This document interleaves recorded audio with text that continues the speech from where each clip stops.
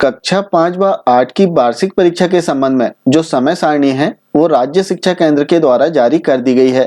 वहीं स्थानीय कक्षाओं की भी समय सारणी जारी हो चुकी है, जिसमें बताया गया कि इन कक्षाओं की परीक्षा कब से प्रारंभ हो जाएंगी और कब तक चलेगी। अब यदि हम देखें तो आगामी 2 माह में हमें बहुत अधिक कार्य रहेंगे और कार्य भी ऐसे जो समय सीमा वाले हैं। कुछ कार्य ऐसे हैं जो ऑनलाइन हैं, जिनकी प्रविष्टि हमें ऑनलाइन करना होता है, जो कि समय सीमा पर ही हमें करना होगा। ऑनलाइन कार्यों की यदि हम बात करें तो सबसे पहले तो हमें छात्रों का सत्यापन आरएसके पोर्टल पर करना होगा, कक्षा 5 व 8 के छात्रों का। इसके अतिरिक्त ऑनलाइन कार्यों में भी इनके जो प्रोजेक्ट के मार्क्स हैं, इनकी प्रविष्टि भी हमें करना होगा। इसके अतिरिक्त पिछले समय में जो अर्धवार्षिक मूल्यांकन हुआ था, इनके प्राप्तांकों की भी प्रविष्टि हमें आरएसके पोर्टल पर करना होगा। तो इस प्रकार से कई सारे ऐसे कार्य हैं जो ऑनलाइन कार्य हैं और समय सीमा पर हमें करना है। कब कौन से कार्य करने हैं, इस संबंध में राज्य शिक्षा केंद्र के द्वारा एक निर्देशिका भी जारी की गई है, जिसे हम आगे वीडियो में देखेंगे। सबसे पहले हम समझ लेते हैं जैसे कक्षा 5 और 8 की जो परीक्षाएं हैं वो कब से प्रारंभ होंगी और कब तक चलेंगे। तो इस संबंध में बताया गया कि जो परीक्षा है वो 6 मार्च से लेकर 14 मार्च 2024 की अवधि में संपन्न कराई जाएगी। और इसके लिए जो समय बताया गया है, जैसे हम देखें तो इसका जो टाइम टेबल है वो संलग्न किया गया है। दोनों ही कक्षाओं के लिए, कक्षा 5 और 8 के लिए जो समय इसमें बताया गया है प्रातः 9 बजे से 11:30 तक। इस प्रकार से कुल 2 घंटे 30 मिनट का जो पेपर है वो छात्रों का होगा, कक्षा 5 और 8 का। और दोनों ही कक्षाओं की जो परीक्षाएं हैं वो 6 मार्च 2024 से प्रारंभ हो जाएंगी। इसी प्रकार यदि स्थानीय कक्षाओं की परीक्षाओं की हम बात करें तो स्थानीय कक्षाओं की जो परीक्षाएं हैं वो और पहले प्रारंभ हो जाएंगी। जैसे इसके लिए जो समय सीमा इसमें बताई गई है, जैसे आप देख सकते हैं 27 फरवरी से 4 मार्च 2024 की अवधि में संलग्न समय सारणी अनुसार जो परीक्षा है स्थानीय कक्षाओं की वो हो जाएगी। जैसे हम स्थानीय कक्षाओं की परीक्षा की जो समय सारणी है इसे भी देख लेते हैं। इसके लिए कक्षा 3 व 4 के लिए समय बताया गया है दोपहर 2 बजे से 4:30 तक। इस प्रकार से इनका भी 2 घंटे 30 मिनट का पेपर होगा। इसके अतिरिक्त यदि हम देखें तो कक्षा 6 व 7 के लिए भी इसमें समय जो है दोपहर 2 से 4:30 बजे तक बताया गया है। इस प्रकार से कुल 2 घंटे 30 मिनट का जो पेपर है इन कक्षाओं के लिए दिया जाएगा। और जो स्थानीय कक्षाओं की परीक्षाएं हैं वो 27 फरवरी से प्रारंभ हो जाएंगी, जो कि 4 मार्च 2024 तक चलेगी। इस प्रकार से यदि हम देखें तो स्थानीय और जो बोर्ड कक्षाएं हैं दोनों ही प्रकार की परीक्षाओं के लिए राज्य शिक्षा केंद्र के द्वारा समय सारणी जारी कर दी गई है। अब इसमें हम देखते हैं कि हमें कौन कौन से कार्य करने हैं, पॉइंट टू पॉइंट हम देखेंगे। तो इस संबंध में एक निर्देशिका राज्य शिक्षा केंद्र के द्वारा जारी की गई है। जैसे हम निर्देशिका देख लेते हैं, जिसमें बताया गया है कि कब कौन से कार्य हमें करने हैं, जिसमें विस्तृत निर्देश दिए गए हैं, जिसका विषय है प्राथमिक कक्षा 5 व पूर्व प्राथमिक कक्षा 8 वार्षिक परीक्षा सत्र 2023-24 के आयोजन के संबंध में निर्देशिका विषयक। साथ ही इसमें बताया गया कि इस पत्र के साथ में निर्देशिका जारी की जा रही है। कृपया निर्देशिका अनुसार आवश्यक तैयारियां तत्काल प्रारंभ करें। परीक्षा पोर्टल पर छात्र सत्यापन, परीक्षा सामग्री मुद्रण, परीक्षा केंद्र निर्धारण आदि कार्रवाई निर्देशिका में दी गई समय सीमा में पूर्ण कराने का कष्ट करें। तो इसमें समय सीमा बताई गई है जो निर्देशिका, जिसे हम आगे देखेंगे। इसमें समान रूप से पहले हम बात कर लेते हैं जैसे छात्र सत्यापन। छात्रों का जो सत्यापन है सर्वप्रथम संस्थाओं के द्वारा किया जाता है। इसके उपरांत इसका वेरिफिकेशन भी होता है जो कि वरिष्ठ कार्यालय के द्वारा होता है। इसके अतिरिक्त परीक्षा सामग्री मुद्रण का जो कार्य है वो वरिष्ठ कार्यालय के द्वारा किया जाएगा। परीक्षा केंद्र का निर्धारण जो है वो भी वरिष्ठ कार्यालय के द्वारा किया जाता है। समान इसके लिए जो निर्देश दिए गए हैं कि एक जन शिक्षा केंद्र में अधिकतम 3 परीक्षा केंद्र ही बनाए जा सकते हैं। अधिकतम 3 परीक्षा केंद्र प्रत्येक जन शिक्षा केंद्र में हो सकते हैं। इससे अधिक जो परीक्षा केंद्र हैं वो नहीं बनाए जाएंगे। आइए हम निर्देशिका देख लेते हैं जो कि आगे दी गई है, जिसमें बताया गया कि परीक्षा आयोजन हेतु छात्र पंजीयन एवं सत्यापन, शाला मैपिंग, परीक्षा केंद्र एवं परीक्षा केंद्र अध्यक्ष निर्धारण, मूल्यांकन केंद्र एवं मूल्यांकन केंद्र अध्यक्ष निर्धारण, परीक्षा फल निर्धारण, प्रगति पत्रक जनरेट करना आदि प्रक्रियाएं राज्य शिक्षा केंद्र द्वारा विकसित आईटी प्लेटफॉर्म आरएसके एमपी के माध्यम से की जाएगी। परीक्षा संचालन हेतु विभिन्न चरणों की व्यवस्था हेतु उत्तरदायित्व एवं समय सीमा निम्नानुसार है। अब इसमें हम देख लेते हैं जैसे छात्र पंजीयन एवं सत्यापन। जो सत्यापन है और पंजीयन करना है वो कक्षा शिक्षक के द्वारा किया जाएगा। साथ ही इसमें बताया गया कि साला के यूडाइस अंतर्गत दर्ज छात्रों की पोर्टल पर प्रदर्शित जानकारी का मिलान कर पंजीयन एवं सत्यापित करना।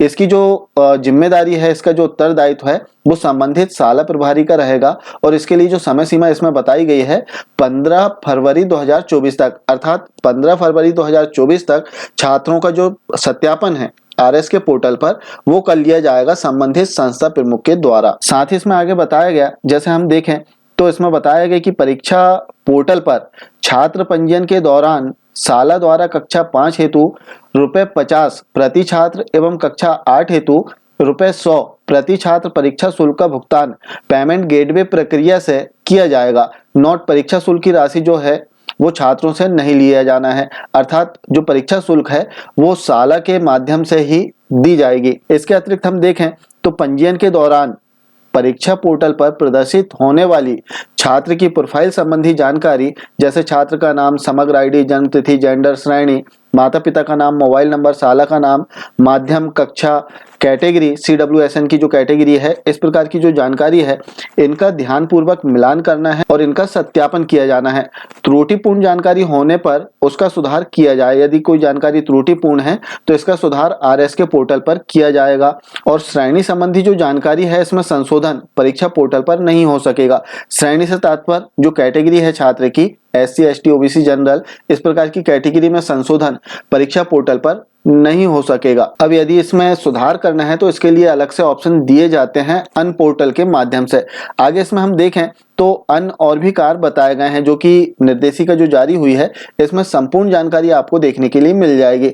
और इसके लिए जो सत्यापन वाला कार्य है इसमें सारे जो कार्य हैं, छात्रों की जो जानकारियां चेक करना है और इसके उपरांत सत्यापन करना है, इसकी जो जिम्मेदारी है, उत्तरदायित्व है वो संबंधित साला प्रभारी का रहेगा। और इसकी जो समय अवधि है 15 फरवरी 2024 तक उक्त कार्य को कर लेना है, जिसमें काफी सारे कार्य इसमें बताए गए हैं जो कि आप निर्देशिका में देख सकते हैं। साथ ही इसमें बताया गया कि यदि कोई ऐसा छात्र है जो आपकी शाला में अध्ययनरत नहीं है तो उपयुक्त कारण दर्ज करते हुए ऐसे छात्र को आपको अनमैप भी करना होगा। इसके अतिरिक्त ऐसा भी हो सकता है कि कोई छात्र ऐसा हो जो आपकी शाला में प्रदर्शित नहीं हो रहा है लेकिन वो आपकी शाला में अध्ययनरत है, तो ऐसे छात्रों को भी आपको जोड़ना होगा। तो इस प्रकार से हम देखें तो काफी सारे कार्य जो हैं वो शाला प्रभारी के द्वारा किए जाएंगे और इसकी समय अवधि इसमें बता दी गई है। इसके अतिरिक्त हम देखें तो इसमें अर्धवार्षिक जो परीक्षा हुई है इनके प्राप्तांकों की प्रविष्टि भी आरएस के पोर्टल पर किया जाना है। और इसकी जो जिम्मेदारी है, उत्तरदायित्व जो है वो संबंधित शाला प्रभारी का है। और उसके लिए जो समय अवधि इसमें बताई गई है 20 फरवरी 2024 तक अनिवार्य रूप से अर्धवार्षिक परीक्षा के प्राप्तांकों की जो प्रविष्टि है वो आपको आरएस के पोर्टल पर कर लेना है। और समय अवधि विशेष रूप से ध्यान रखें क्योंकि समय अवधि के बाद जो ऑप्शन है वो आरएस के पोर्टल से हटा दिए जाते हैं और फिर शिक्षक जो है वो अनायास परेशान होते हैं। तो नियत जो समय अवधि इसमें बताई गई है इससे पूर्व आप उक्त कार्य को अनिवार्य रूप से जरूर कर लें। आगे यदि हम देखें तो इसमें जो प्रोजेक्ट का मूल्यांकन होगा, छात्रों से जो प्रोजेक्ट लेना है उनके प्राप्तांकों की भी प्रविष्टि आरएस के पोर्टल पर करना है। उसके लिए भी इसमें समय सीमा बताई गई है जिसे हम आगे देखेंगे। इसके अतिरिक्त इसमें परीक्षा केंद्र के निर्धारण के संबंध में बताया गया जो कि बीआरसी कार्यालय के द्वारा किया जाएगा। उक्त कार्य को हम देखेंगे कि शिक्षकों के द्वारा कौन कौन से कार्य करने हैं। जैसे हम देखें तो अभी वरिष्ठ कार्यालय के कार्य हैं जो कि वरिष्ठ कार्यालयों के द्वारा किया जाना है। इसके अतिरिक्त पोर्टल पर जो प्रवेश पत्र है वो जनरेट करना है और इसके लिए जो जिम्मेदारी, जो उत्तरदायित्व इसमें बताया गया है जन शिक्षा केंद्र प्रभारी का बताया गया है। और समय अवधि इसमें दी गई है 25 फरवरी 2024 तक, अर्थात 25 फरवरी 2024 के पूर्व जो एडमिट कार्ड है छात्रों के अनंतिम वो पोर्टल पर आ जाएंगे, जिनका प्रिंट आपको प्राप्त होगा जन शिक्षा केंद्र स्तर से। और प्रवेश पत्रों की जो जांच है वो शाला प्रभारी के द्वारा करना है और यदि किसी प्रकार की कोई त्रुटि है तो इसकी जानकारी आपको जन शिक्षा केंद्र में देना है जन शिक्षा केंद्र प्रभारी को, जिसमें सुधार किया जाएगा। और जो त्रुटि रहित अनंतिम प्रवेश पत्र है इसे प्रिंट किया जाएगा 2 मार्च 2024 तक जन शिक्षा केंद्र प्रभारी के माध्यम से। और फिर संबंधित शाला प्रभारी द्वारा जो प्रवेश पत्र जनरेट किए गए हैं जिनका प्रिंट निकाला गया है वो 4 मार्च 2024 तक वितरित करना है क्योंकि 6 मार्च से एग्जाम प्रारंभ हो जाएंगे। इसके उपरांत जब एग्जाम प्रारंभ हो जाए तब ऑनलाइन जो उपस्थिति है वो भी पोर्टल पर दर्ज की जाती है, जिसकी जिम्मेदारी, उत्तरदायित्व जो है जन शिक्षा केंद्र प्रभारी का होता है। साथ ही जो परीक्षा केंद्र अध्यक्ष हैं वो भी आवश्यक तैयारी करेंगे जिस संबंध में इसमें निर्देश दिए गए हैं। आइए आगे हम निर्देशिका में देख लेते हैं जो प्रोजेक्ट के संबंध में निर्देश दिए गए हैं। जैसे हम देखें तो प्रोजेक्ट के संबंध में इसमें बताया गया है, इसका पॉइंट 3.14 जिसमें प्रोजेक्ट जो आंतरिक मूल्यांकन है इस संबंध में निर्देश दिए गए हैं। प्रोजेक्ट के लिए यदि हम देखें तो समान रूप से अंतिम जो इसकी समय सीमा है 31 जनवरी 2024 तक छात्रों से प्रोजेक्ट कार्य आपको करवा लेना है और इनका मूल्यांकन करना है।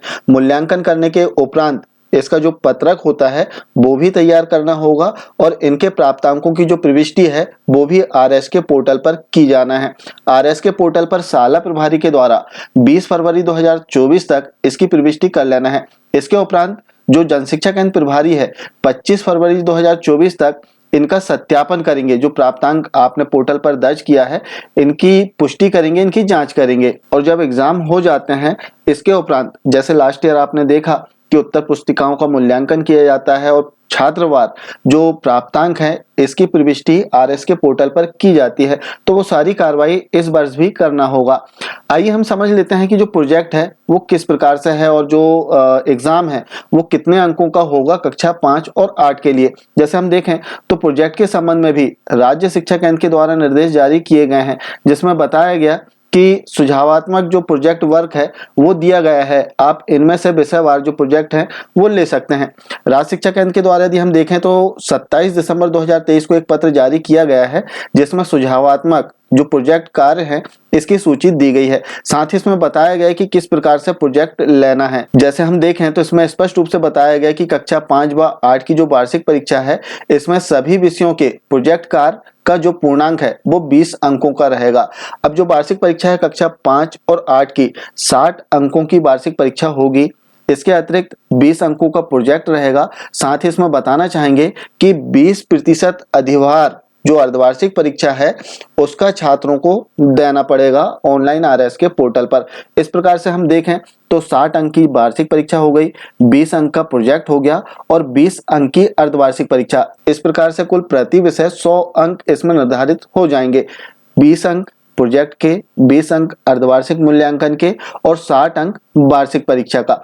अब इसमें ध्यान देने वाली बात है कि जो 60 अंक की वार्षिक परीक्षा होगी इसमें छात्रों को उत्तीर्ण होना अनिवार्य है। जो पासिंग मार्क्स हैं वो लेना, 33% जो अंक होते हैं वो लेना अनिवार्य होगा। इसी प्रकार से जो प्रोजेक्ट वर्क है 20 अंकों का रहेगा, इसमें भी 33% जो मार्क्स है छात्रों को वो लेना अनिवार्य होगा अलग अलग। अब इसमें केवल एक परिवर्तन किया गया है, जो दृष्टिबाधित या कहें जो दिव्यांग छात्र हैं उनके लिए जो प्रोजेक्ट है वो 40 अंकों का रहेगा। केवल CWSN जो छात्र हैं, जो दिव्यांग छात्र हैं उनके लिए आंतरिक मूल्यांकन 40 अंकों का रहेगा। जो समान छात्र हैं उनके लिए प्रोजेक्ट 20 अंकों का ही रहेगा।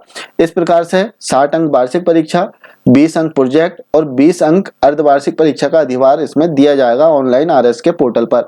साथ ही प्रोजेक्ट के संबंध में इसमें बताया गया कि प्रोजेक्ट किस प्रकार से आपको लेना है। विशेष बात इसमें बताई गई कि प्रोजेक्ट कार्य हेतु विद्यार्थियों को परिवेशी संसाधनों का उपयोग करने हेतु प्रेरित किया जाए। जो आसपास के संसाधन है इसके उपयोग से ही छात्रों से प्रोजेक्ट कार्य करवाना है। इस बात का ध्यान रखा जाए कि प्रोजेक्ट कार्य के लिए छात्रों और जो पालक हैं उन पर अनावश्यक वित्तीय भार ना आए। किसी प्रकार का वित्तीय भार जो है बहुत अधिक ना आए, ऐसा हमें प्रयास करना है। तो इस प्रकार से वार्षिक परीक्षाओं के संबंध में संपूर्ण निर्देश राज्य शिक्षा केंद्र के द्वारा दे दिए गए हैं और बताया गया है चूंकि ऑनलाइन कार्य होते हैं तो कौन से कार्य किस समय में कब तक कर लेना है, किस प्रकार से करना है, वो सारे निर्देश इसमें बताए गए हैं। हालांकि वीडियो के माध्यम से आपको जरूर बताया जाएगा कि छात्रों का सत्यापन किस प्रकार से करना है, अर्धवार्षिक मूल्यांकन के जो प्राप्तांक हैं वो किस प्रकार से इसमें ऑनलाइन एंट्री होगी, इसी प्रकार जो प्रोजेक्ट के अंक हैं, प्राप्तांक हैं, इन्हें कैसे आपको ऑनलाइन पोर्टल पर दर्ज करना है, वो सारी जानकारी आपको वीडियो के माध्यम से बताई जाएगी। लेकिन जो समय सारणी है इसका जो अवलोकन है एक बार आप जरूर कर लें और एक प्लानिंग जरूर कर लें कि आपको किस प्रकार से इन कार्यों को करना है। आशा है वार्षिक परीक्षा के संबंध में जो जानकारी दी गई है आपको समझ आई होगी, आपको पसंद आई होगी और इन पत्रों को आप डिस्क्रिप्शन बॉक्स से डाउनलोड कर सकते हैं। मिलते हैं कुछ इसी प्रकार की जानकारियों के साथ में नेक्स्ट वीडियो में। तब तक के लिए जय हिंद।